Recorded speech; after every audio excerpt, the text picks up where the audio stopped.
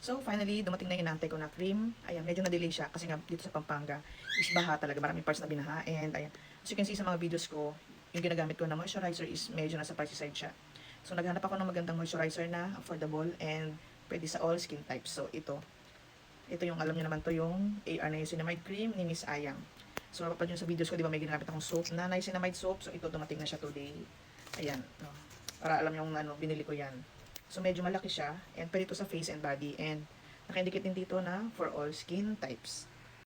So, ayan. Pag na-receive nyo na kaganyan siya, kasi open natin. Ito first time po na siyang gagamitin. Yung soap na niacinamide soap, ayun, first time po na siyang ginamit. And ang bango nun, pwede rin siya sa all skin types and it's a whitening soap na even sa pregnant pwede rin siyang gamitin. And medyo nakasil talaga siya, oh. Ako pa nasil siya, oh. Nahirapan akong buksan. So, binutas ko na lang siya. And, ang bango din niya, yung niacinamide soap is, kaamoy niya, ito lang medyo milder lang siya. And ito pwede pa itong, pag ko kay Miss Aya, maganda rin ito pinagawa niya. Pinapanya ito sa mga batok, pwede rin sa mga singit-singit. Ayun, kasi nakaka-whiten siya. Talagang seal na seal siyang hirap buksan, oh.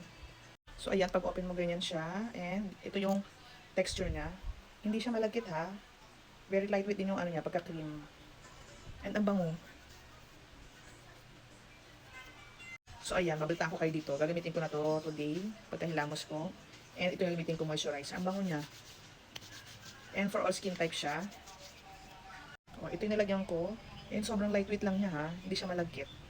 And yung ang bango-bango rin niya, pero very mild lang siya compared sa soap. So, ayan, sa mga nag-aabang nitong niacinamide cream, bago kayo maubusan, ayan, i-check out nyo na.